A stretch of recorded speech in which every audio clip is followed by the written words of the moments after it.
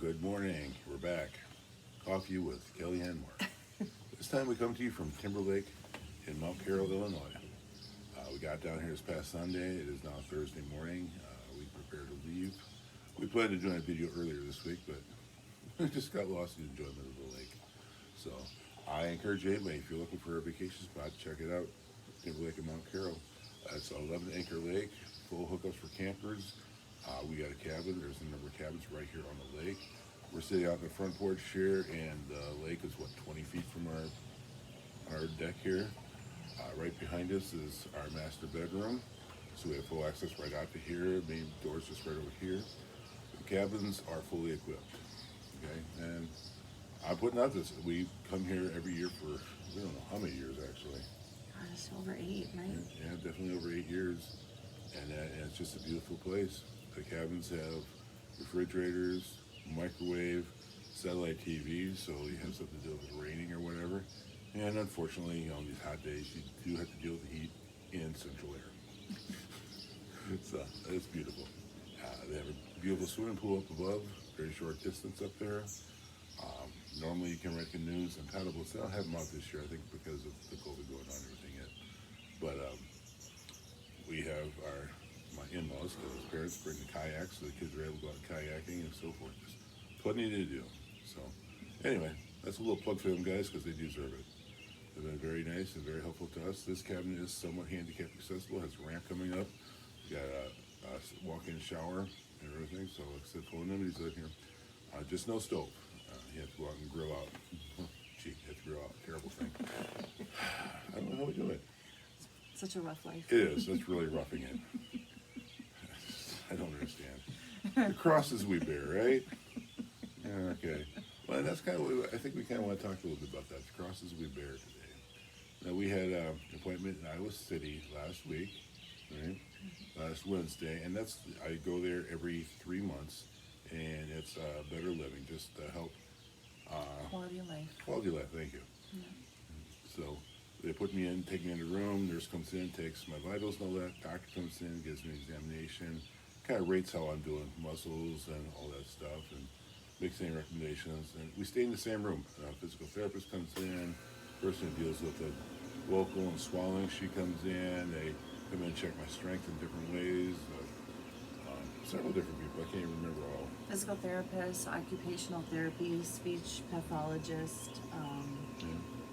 Then, at the end, a nurse comes back in and just kind of goes over the whole day, recaps it, and talks about anything that we might be needing, or etc. And then they give us different thoughts, different ideas, and where we're at, what we can possibly expect in the near to late future, and so forth. And they make recommendations for, like right now, I've been assessed for a wheelchair, so they are going to the ALS loan closet to see if they can get me a loaner electric wheelchair until they can get me measured up and get a fitted wheelchair, and that can take 2 to 3 months. So that's why it's great to have a loaner closet. It's just a matter of if they can find one that fits this small body. Okay, you know, normally people are a lot bigger than me, right? So I need bigger wheelchairs. But yeah, so that's kind of where that sits right now. But also, not only do they evaluate for the electric wheelchair, but they also look at your mental health. Not just mine, because they will talk to Kelly too. Yeah. You know, and that's the beauty of it. They're like, well, Kelly, how are you doing with this? You know, we get a chance to discuss different things. Yeah. They offer counseling, antidepressants, all different kinds of things, which is. They'll get any prescriptions we might need, and so forth. No, I'm not on an antidepressant at this point. We don't need it. Yeah, we have our bad days. We've had our tips, a little arguments, whatever. Well, you gotta expect that. There's a lot put on Kelly, and it's frustrating for me because I can't do the things I used to do. Even down here at Timberlake, it's hard for me to get down to the lake because of the grass and the hill. But we did get a golf cart. We rented the golf cart for a few days, so Kelly was able to run me around different places, and her driving's just wonderful. She does a great job driving. She does. But, it took me up to the pool, which I did get into the pool 3 times, actually, 2 different days, 3 times. Steps walking down. Just wheeled the wheelchair right up by the steps going down. Kelly and somebody else who helped me, our oldest daughter Emily was here. She assisted many times. She's been a big help. Emily has been a fantastic help this whole time. getting things packed, unpacked, doing all these different things, running here, running there, helping me in and out of the wheelchairs when needed, etc., etc. So she's been fantastic. So Teresa and Rosie. And so, and then Kelly's parents are in a cabin, or excuse me, in a camper just up behind us. My mom is here with us as well. And everybody chips in and helps out quite a bit. But yeah, got me up out of the wheelchair, and I stepped backwards down into the pool. That was the easiest way. Then we had some pool noodles. I just hung onto them and worked our way out the deep end, and I could just kind of work my way around there. Got some exercise that way. It worked great. Cool, comfortable, and so forth. So these are actually in some ways the low crosses that we bear, and helps us not do these certain things. Okay, but some of the bigger crosses in different ways is just the lack of not being able to do things for me. Like I can't get into the kitchen and cook because I just can't reach stuff. Now if they get a good high pollutant electric wheelchair, they tell me it has a seat that will raise me up approximately 11 inches, which would allow me to do a little bit more of those things. So I might be able to get in and do a little cooking there, which I enjoy doing.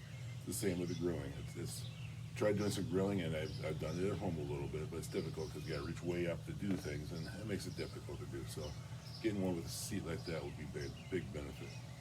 One of the things we've discovered, a lot of these places that are handicap accessible are not that handicap accessible. I think we talked a little bit about that in the last video, so we won't get into that too much. But this cabin here is a bit handicap accessible. It's been nice and open in there so we can get around and do different things. It's not perfect, but it does definitely work.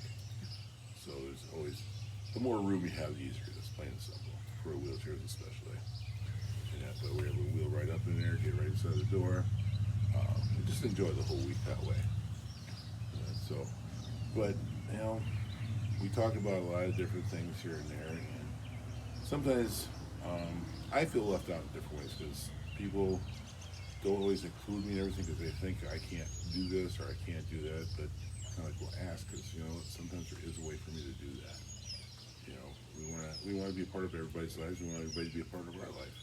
And a lot of people have. We've got some good friends in that who have been stopping by regularly, visiting, having our coffee. We always got to have our coffee. Or if it's later in the day, you know, we may have a couple of drinks. It might be just water, and I do still drink a few beers and mixed drinks. Just to watch how much I drink that way. And a lot of times we just have people over for leaving a little cookout.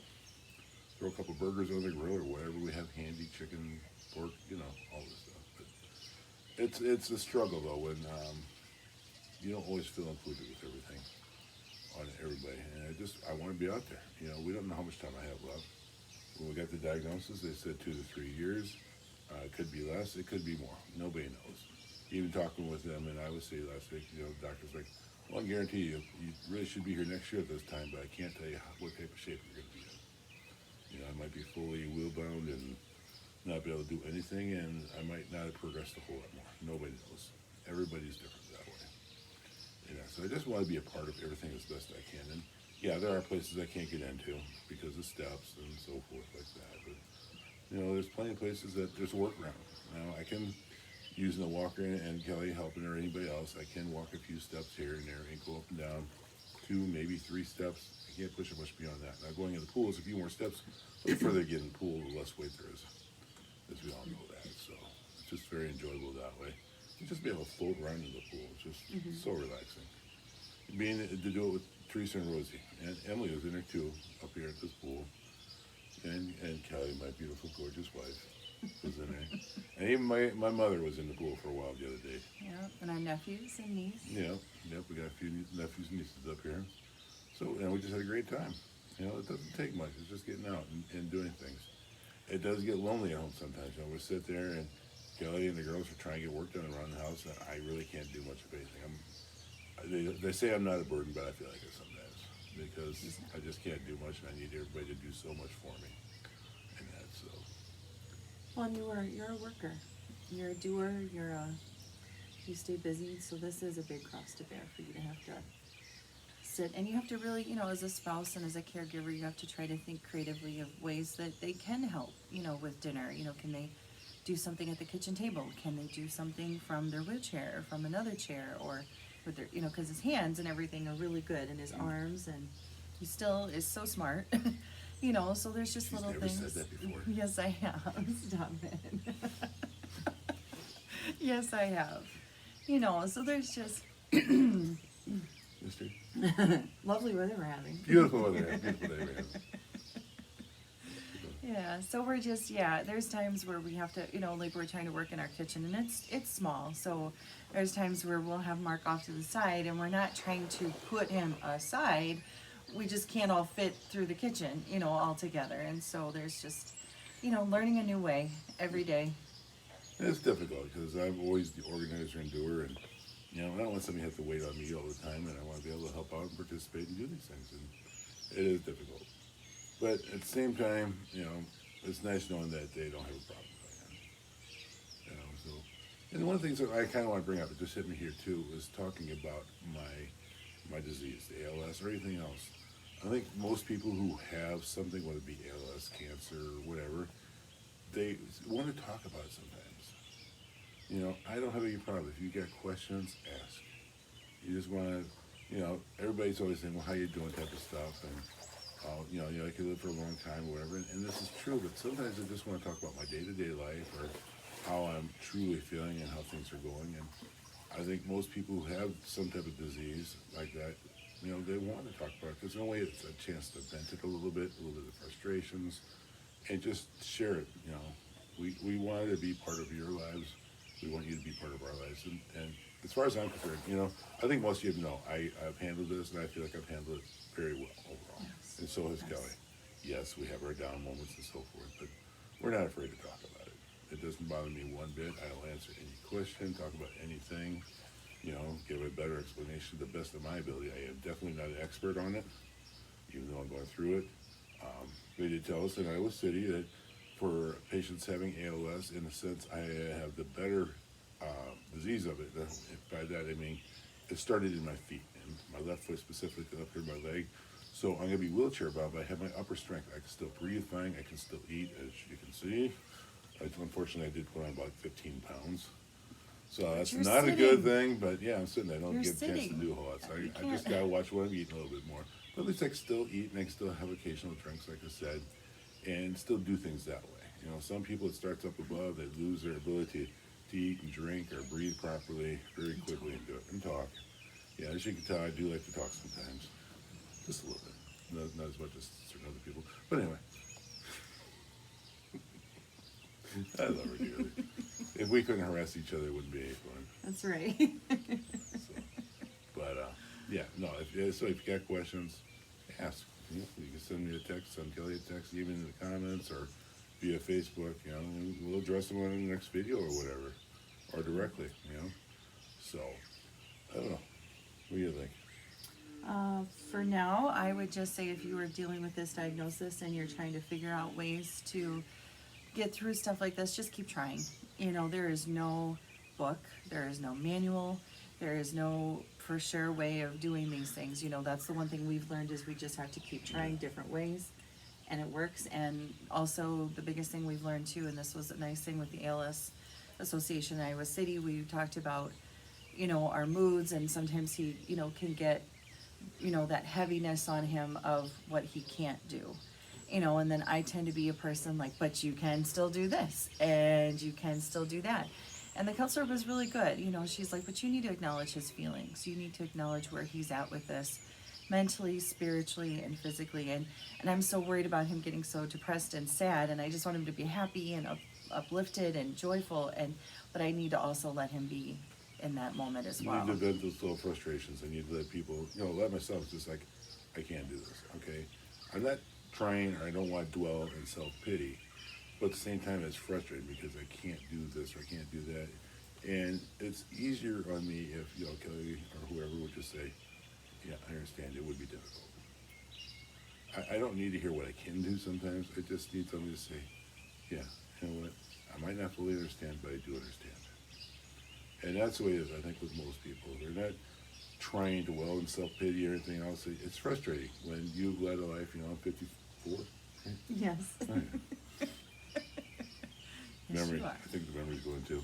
Anyway, but 54 years old now. I've done work all my life. I've always had a job, and I get home from my job, I have always other things to do, whatever it might be. And now I sit in my tush all day, and I don't get a chance to do much, and that's the frustrating part of it, and I want to be out there and be active, and you know, like we're out in the garage trying to clean stuff up, and all I do is sit there and say, well, move this there, move that there, do that, and it gets frustrating because I would be the one to do it, or the guy get in the rafters to get something. Well, I can't get in the rafters anymore, right?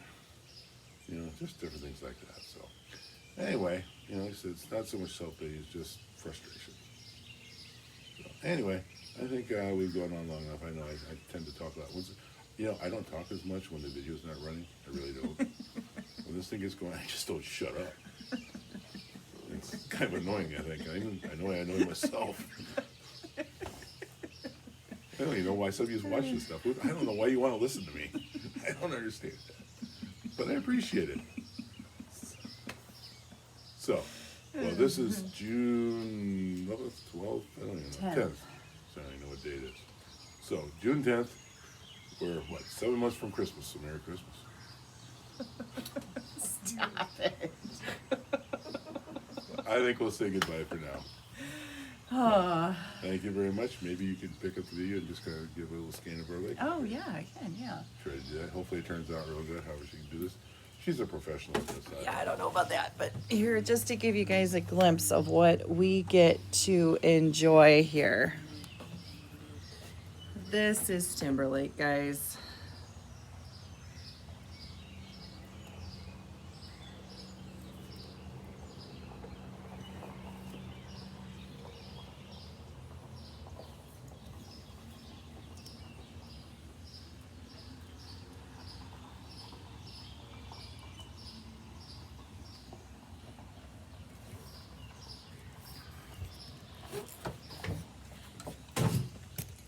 Right. So yeah. Hopefully that turned out okay. Who knows? Why don't you go ahead and let's give her a shutdown here.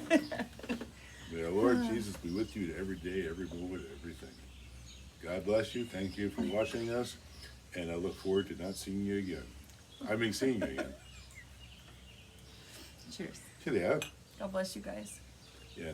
We're still a Packer fan. Not real big, but I am a Packer fan. Sorry, you almost said Cubs. Say goodnight, Gracie. Good day, Gracie.